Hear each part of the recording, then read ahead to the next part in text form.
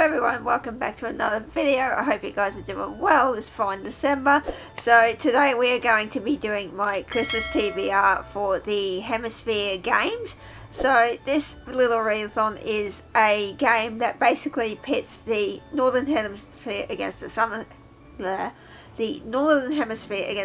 Hemisphere. So obviously, being in Australia, I'm going to be representing the South, one of the best places to live. So if you live in the Southern Hemisphere like I do, you'll know that we have a summer Christmas and not a wintry Christmas, which makes me so sad. We really wish we had a wintry Christmas here, but unfortunately we do not. But that's the way it goes. So it's not going to be a big TBR this month. I know I said in my last TBR that whatever books I didn't do last month, I was going to transfer over to this month. I've decided to scratch that because at the point I'm filming this video, I'm only about 5 books away from my Goodreads goal, and I'm just in the mood to mood read because it's Christmas. Why the hell not? So before we get into that, I do want to mention 2 books that I will have to read. Actually have to read, because one is a buddy read and one actually fulfills one of the prompts, which is a group book. So let's get into those 2 first before we get into the rest of my Christmas TBR. Okay, so the first one is a group read, and this is following on from last month's buddy read of Scythe. So in the month of December we will be reading the sequel, which is Thunderhead. So Scythe is a dystopian YA fantasy in which we essentially follow 2 characters, Citra and Ronan, who are training to be scythes. Now these guys are essentially assassins. Are they assassins? They're more... So in this world we basically, there is no death. So no one dies of naturally, but essentially the scythes choose who to basically kill off. That's probably the best way I could describe this book without really giving away spoilers. So yes, this is the sequel to that, and we will be reading this as part of the last 2 read book club. I quite enjoyed Scythe. I only gave it 4 stars. There's a couple of things that could have been tweaked, but this still really held my interest. Really enjoyed it. I quite liked the writing style as well. So this is about, how many pages is this?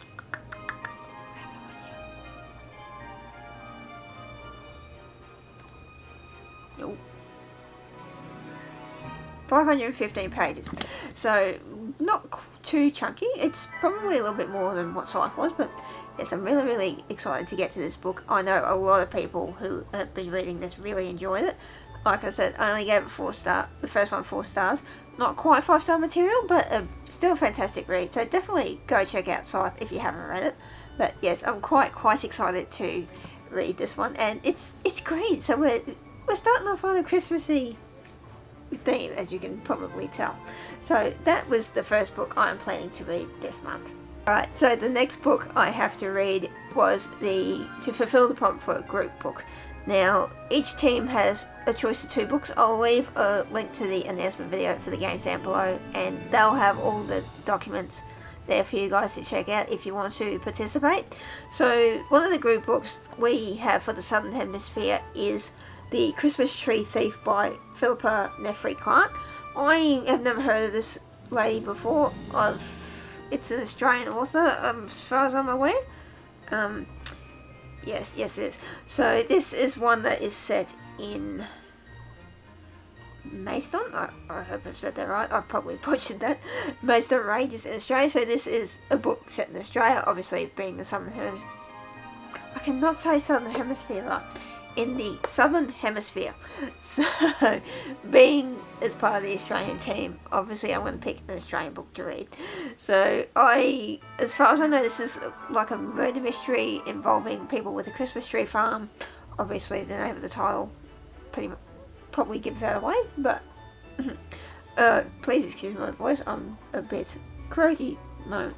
But yes, so this is one of the group book picks for the Southern Hemisphere. Really interested to see what it's about. I do like crime novels, so yeah, it'll be quite interesting to see where this goes, because I really need to read a lot more Australian based authors. So yeah, so that is the Christmas Tree Thief, which is our group, one of the group books for our team. Now, keeping in with the reddish theme of Christmas, as you can tell, I'm wearing the Minions shirt. So this one I planned to read last month, didn't get around to it. Hopefully I can get to it again. Now, this one is going to be a reread for me. So if you guys followed me a couple of months ago, I did a reread of The Brain Season by Samantha Shannon, which is one of my all-time favourite series. So hopefully again in the month of December I will pick up The Mime Order. So this is book 2 in the Brain Season series. Now in the Brain Season we follow a young girl called Paige who one day is arrested for using her powers on the way to see her father, and so she is a clairvoyant, and clairvoyancy is basically outlawed. If you're caught, you are basically sent to die. And when she is sent away to essentially die, well, so she thinks, but it just opens the world so much more. I'm not going to go into spoilers about that. If you do want to see my thoughts upon rereading this, I'll leave a link to my vlog for that up here. But yes, keeping in with the Christmassy theme, obviously it's red, not a Christmas book. If you're looking for a Christmas book, this ain't it, but the red just gives me Christmas vibes. So we're going to go with a book that I know will tear my heart out, even though I know what happens. I know what it'll destroy me. It will. But yes, that is the next book in the Bone Season. Okay, so the next one I want to read is a sequel. Now, last month I read Kingdom of the Wicked by Kerry Manasalko, so I will be picking up the sequel, which is Kingdom of the Cursed. So in the first one we follow a girl called Amelia who is essentially makes a bargain with one of the princes of hell to help avenge the death of her sister. I won't go into too much more detail than that. I really enjoyed the first one, gave it 4 stars. Read it pretty much in a day, and I'm pretty sure this will be the same for me content wise. I really love the book. I picked the first one up one Friday afternoon and finished it at midnight on the Saturday. So I'm very keen to pick the sequel up, and we are getting more wintry vibes with this one, obviously with the lovely snow, skull and flowers. But yes, I'm quite excited to pick this up. I've heard a lot of great things about it, and I know book 3 is coming out sometime next year, so I need to catch up on this. Okay, keeping in with the Christmas theme again. So this one I've been hearing all about over Instagram, YouTube, everywhere. And that is Midnight in Everwood by M.A. Kuznia. I hope I've said that right. So this is a Nutcracker retelling, and we follow a young girl who essentially, she is a ballerina. That's all she wants to do is dance, but obviously this is set in back in society when, of course, women were expected to marry well into families and basically not. They're basically essentially housewives. So she is a girl that doesn't want to get married, and when the new neighbour moves in next door, he offers her a way out, and that leads her to get stuck in the world of Everwood. So I'm really excited to pick this up. I know Gav recently, no, he didn't recently. This was a book that he read very early on in the year, and it's probably one of his top books of 2021. And he recently did a video where he basically said, he described it in the best way possible, I think, and that was, it's the Night Circus but with a plot. That for me said it all, because I tried reading the Night Circus earlier this year and I hated it. I absolutely hated it. I think I DNF'd it about 50% because it was boring. It was really boring. It was boring.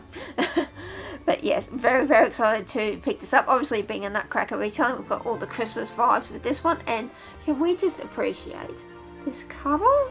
Like, this just speaks winter to me. So even though I do live in Australia, it's wintry vibe. It's Christmas. What more could you want than Christmas? It's Christmas.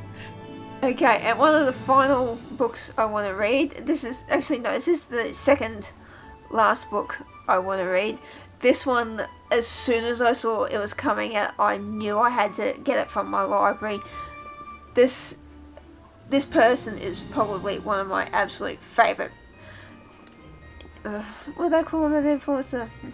They're one of my favourite Australian people, and that is Shane Jenick, also known as Courtney Act. So this is their autobiography. As soon as I saw this, I knew I had to read it.